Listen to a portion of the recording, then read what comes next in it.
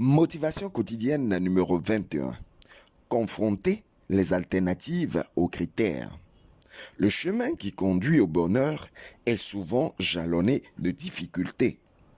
Mais loin de nous faire renoncer, nous devons nous armer de courage et avancer confiants.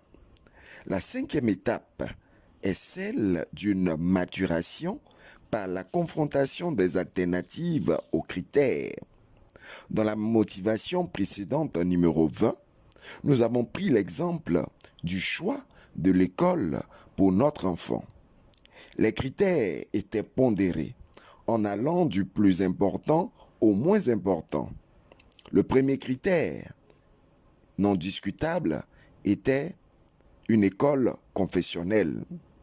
Le deuxième critère était une école mixte pour l'intégration du genre et une pleine sexualité accomplie et assumée. Troisième critère, enseignement de l'entrepreneuriat. Et le quatrième critère qui a émergé dans cette cinquième étape parce que nous sommes dans le temps de maturation est une éducation financière. Il y a donc possibilité d'ajouter de nouveaux critères au niveau de cette étape. Ensuite, nos alternatives étaient en 1, Collège Notre-Dame d'Afrique, ses avantages et ses inconvénients. 2, cours secondaire méthodiste, ses avantages et ses inconvénients.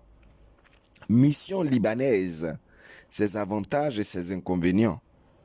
École islamique, ses avantages et ses inconvénients.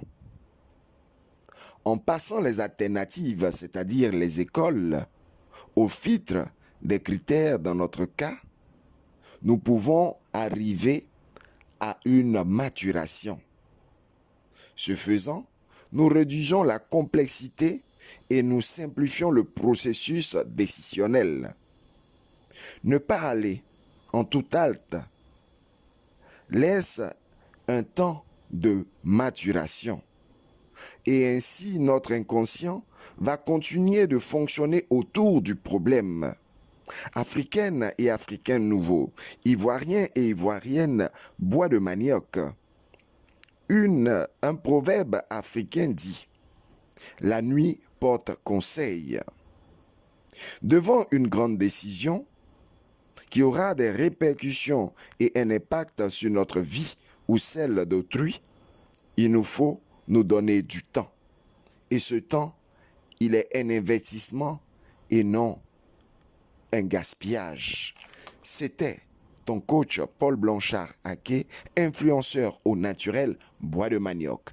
À demain pour encore une autre motivation.